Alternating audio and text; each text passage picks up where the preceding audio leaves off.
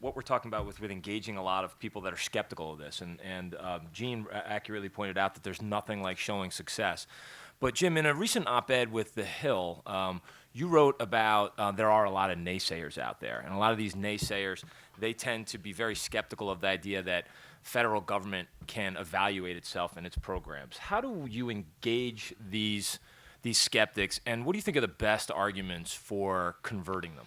Well, first of all, I think Gene laid out a number of very excellent methodologies for accomplishing that. I mean, there's certainly evidence in and of itself if you can get the word out and you can put it in the kind of demonstrative ways that Gene just did, and what I think the good folks here are trying to do. I think you have the ability to get those kinds of converts. The headwinds, though, are what is the challenge, and I think that's what you're getting at. This anti-establishment, anti-government, feeling or fervor that is out there is a headwind that makes the conversation even kind of a non-starter to begin with. It's not so much that they want to know whether government is effective; they don't know why government is involved at all. Right. And there is that challenge that's out there, particularly on the Republican or more conservative side, ultra-conservative, or even you could call them.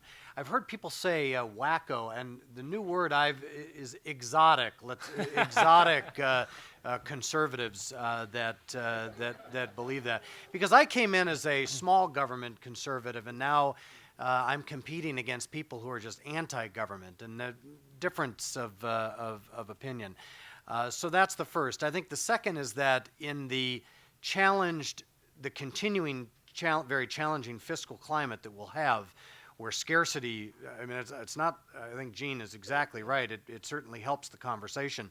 I think that conversation is going to be helped for some time to come. I don't think we're going to get back to a time of plenty for some time. And so as the battle and that challenge rages, people will look for innovation within those arguments, and I think that's another fertile area that may come up. The third, and this one is one that I think is very fertile, is that bottom up is working. You're seeing it with mayors, you're seeing it with governors, you're seeing it with county councils, you're seeing it at the local level where people who also had scarce resources are taking those scarce resources and applying them in a very effective, evidence-based, performance-based sort of way, getting results, getting credit, which again, as I look around, I don't see a lot of former politicians in the room. Remember what drives, it's credit, it's being able to get that press hit, where you did something, look what I did for you so I can get reelected. As they see that, and as it becomes kind of a learned response, others will jump on board. There's never been the kind of networking among the mayors and the county councils and the governors that they have today, where they're learning from each other and they're learning what works, and they're saying, hey, let's try what somebody else did somewhere else in order to get the kind of credit that they need. And then finally, as Gene made this, I mean, the challenges are just so profound. The simple solutions of let's just throw money at it, or let's not throw money at it, that's something business ought to do, or that's something local control, or it's something just families ought to do. Those kind of simple soundbite, ideological, ridiculous arguments really aren't working anymore for anybody on either side. And we're all demanding in this information age where we are inundated with good information, not always good, but where we can hopefully make that determination with the need for evidence to make these decisions. And I think citizens are starting to demand that as well. So those would be some of the ways that I would battle it. But it is, I'll tell you, the headwind on my side, if I may refer to it that way, is very challenging right now in this environment. Ron, Gene made a point about the courage. The term is the courage to terminate programs. Do you think that there is a lack of courage oftentimes to terminate programs, that there's just such a devotion to just putting more money into programs that oftentimes maybe stifles the chance for maybe a bit more of a bipartisan coalition on issues like this? Well, on look, like evaluation? I come at it from a progressive perspective, and I don't think it takes much courage to terminate programs. I think it takes courage to create, fund, and reform programs. And I think there's a lot of people running around this town with knives in their hands ready to kind of terminate anything. And I think, from my perspective, from a progressive perspective, to get, I think, folks of my point of view bought into the results concept and not just seeing it as a device to slash things, I think there are three things that have to happen. I mean, the first is we have to make sure we're looking through a broad enough lens as to what defines success. So in the early years of the Obama administration, I was responsible for the team that was overseeing the Recovery Act. And 3 months into it, they came into my office and said, great news. We put out about $10 billion in highway and road spending. And amazingly, the good news is we bought more projects than we thought we were going to buy. We're going to pave more roads than we thought we were going to do more bridges than we thought we were going to do at even less cost. It's like, that's great. How do we do that? Well, we're using business process innovation and contractors, and it turns out we're just not going to employ that many people. Well, the whole point of the Recovery Act, right, was to create jobs. So I'm glad that we have a success in paving roads and success in building bridges, but the success needs to be, these programs have multiple objectives. A little more controversial one, I think does concern our programs that help children and families. These programs obviously should have results and outcomes for the people who are in them, but these programs also often support communities by employing people in them. And one of the things we did in the Recovery Act was spend a couple $2 billion raising pay for Head Start workers. And I suppose you could have analyzed that from a cost-benefit perspective and said that really wasn't, maybe it was, maybe it wasn't, improving the quality of Head Start. But we had a goal. A goal was these low-income people who worked in these programs needed more income in tough times. So I think you've got to have a broad enough lens to look at these things. I think the second thing you have to do is you have to start to build, and this goes to something Shelley said in her question, Gene, some agreement as to what will be success. Going back to the Recovery Act, when President Obama was deciding whether he was going to go visit the facility at Solyndra, I wrote an email that Congressman Issa found and seemed to be very interested in that said, look, he should go because if you visit 10 of these things, 2 of them are going to go broke before 2 years are up. Now, I currently work in the venture capital business, and what I can tell you is if you're a venture capitalist and you fund 10 projects and 8 of them succeed, you're the best venture capitalist in America, okay? But there was a lot of controversy. You're saying 20% of things are going to fail? You're saying we're going to lose $200 million out of every $1 billion? That's disaster. That's awful. That's horrible. So I think we have to have some kind of conversation around what's going to be good enough that we really think it's successful, okay? And then the third thing I'll say is I think for progressives like me, I have to know that, don't want to make a partisan comment, but that Republicans or conservatives are bought in on the other side, right? So to put programs through the expense and complexity of evaluation and know that the only way those results can be used is to cut programs and not to fund programs is not a deal I'm prepared to make. Okay? And I live in a town right now where 100 years of hard science, which shows that carbon in the atmosphere is causing climate change, is rejected by a lot of people as not enough evidence, makes me nervous about accepting an idea that evidence is going to be used selectively or only when it agrees with people. So I think you have to have a true bipartisan coalition that can't just be heads we lose, tails we don't win. And I think if you can get those 3 things going around the results movement, I think you can have a more robust progressive buy-in to it. Well, I was hoping to turn it over to the audience. One point where there were a lot of heads nodding up and down was when Gene made the point about there being double standards in testing and evaluation. Does anybody have any questions on that for the panel? You want to explore it further? Yes.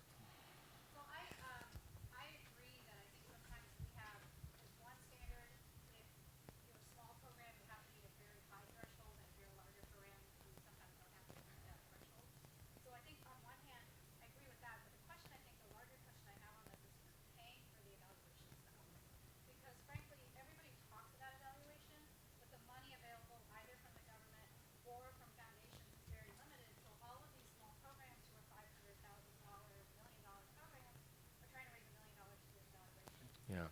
And who's going to pay for it? Is the government willing to do what they do in science and research to fund that? Yeah. To help those small Right. organizations get better? Or are we going to end up having to keep forcing smaller organizations Yeah. to have to do Jim, can you start with that on like the prioritization of government spending on that? Well, I would say that, and it's certainly one of the ways that you can jumpstart this is that the government has to. If they're going to support it, if it's going to be part of the priority, it has to. It has to be involved from the get-go, and you have to do it. You maybe have to do it in a pilot sort of way. Certainly, you're not going to be able to accomplish this across the board. You're going to have to try some different things. You're going to have to scale it. There's going to have to be all sorts of ways to figure out a way to apply it, because it is different, as you correctly point out. And the challenge, of course, is that we run in a political cycle, and we want, and I think patience is the other part of this that is so difficult in the cycle that we find ourselves in, where everything is at long term is considered 2 years, and that would be good news for many. I think that's the other part of this, is how do you, in addition to that, provide the patience for the improvements that might not come right away, and there are plateaus that occur that you have to deal with. I think what Gene was saying is a good point, whether it's reform or die or something like that, where you certainly put them on timetables, but those timetables have politics. I mean, there's politics in Washington. My goodness, There's gambling in Las Vegas. I mean, that's what we have to recognize that reality is there. But I think building the momentum around a few good examples and pilots, and celebrating as we are today the moves that have been made thus far, and holding them up as examples to policymakers so that they can build on that momentum, I think is important to accomplish that. Why don't you go to the next questions? Well, just one real quickly. How hard is it, as your experience as a congressman, when you had these arguments inside Washington that were very conceptual around policy, and then taking them into and understanding the realities that they are back home? So, for example, everybody complains. I'll use just a different analogy. Everybody complains about how we're spending too much money in Washington, and then the second you get home, everybody's complaining about there's no money for the bridge. Right. Well, and there's also a perspective problem that they don't often have the perspective of what the scale is, because we throw around the word trillions so much now that people just fog over. And there was I think it may have even been Pew that did a poll where they asked what people would be willing to cut out of the budget, a little budget exercise, and I think the only thing that got more than 50% was that big account of foreign aid, which is 4%, 1%. Yeah, 1%, I mean, right. it's nothing. Well, it's $1 billion here and $1 billion there, and pretty soon you're talking real money. Right. But it is, as you can understand, a scale issue that constituents don't often understand. And I remember when I first ran, hearing about the $500 toilet seat in the Pentagon. You get these kind of almost poster child, examples, anecdotal examples that spoil it for the rest, that are doing well and are operating on evidence and data and are accomplishing good things with good results. Shiva has a microphone for the next question. If anybody else has another question? We are running a little behind, Yeah. but we don't want to lose this opportunity. So why don't we take 2 or 3 more questions and try to wrap in here by 2:15? Yep. So we still have time for breakouts. But who's got a question?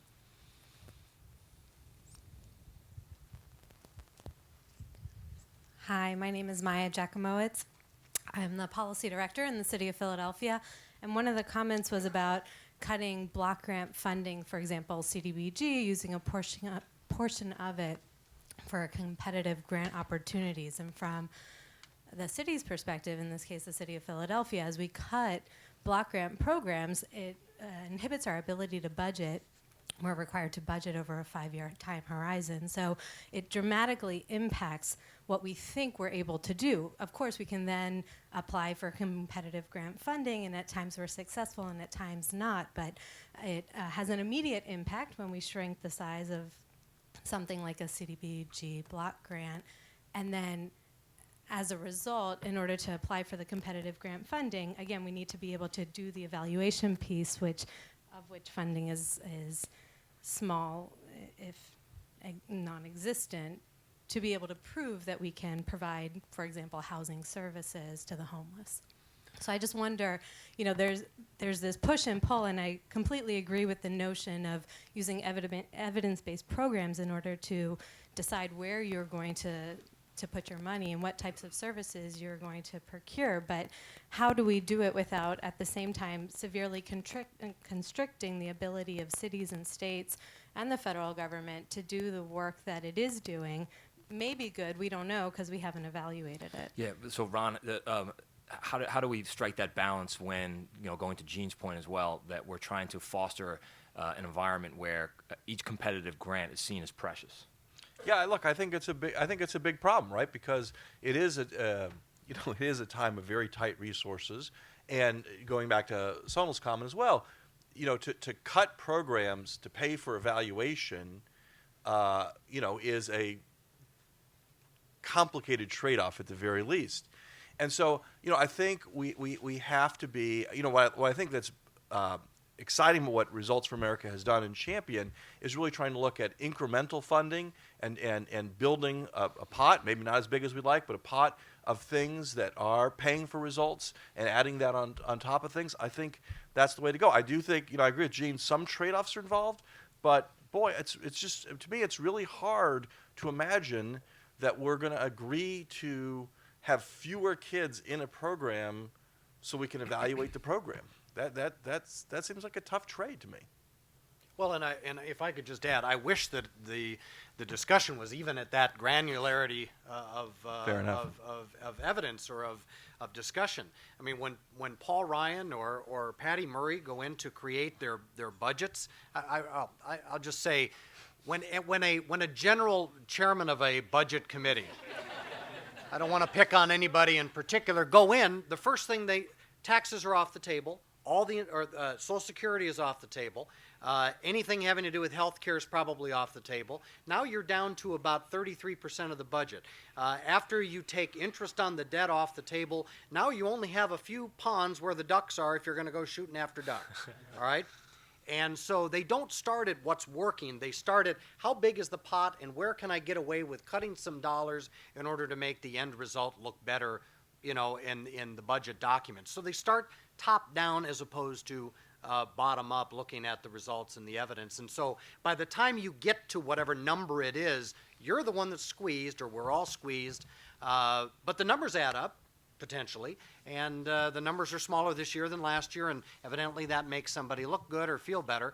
But they're not talking about whether or not the program is effective. They're talking about what the numbers on the macro level look like. And I mean, as we've seen, we have a broken budget process, and the lack of that functionality right now is another big reason why we're not getting the results we expect out of any of these programs. So we're at about 10 after. We got time for one more question, Sheila. Gene, thanks for your remarks, and thanks to the panel for your comments. My name is Darren McKeever. I'm with the Bill and Melinda Gates Foundation. I was wondering if you could speak a little bit to the issue of transparency and its relationship to the Results for America agenda. In particular, I'm curious if you have any thoughts about the Data Transparency Act that was recently passed and the lowering the cost and improving the accessibility of administrative data and its relationship to this agenda. Thank you.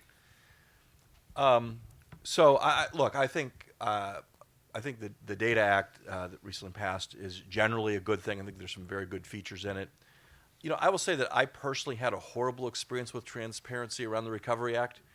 And it goes to this point that Shelley made, and I'll repeat myself about, like, what is success? So in the Recovery Act, for the first time in history, we committed to real-time reporting to the American people about grants and their outcomes, and where the money was going, what was being spent on, how many jobs were being created.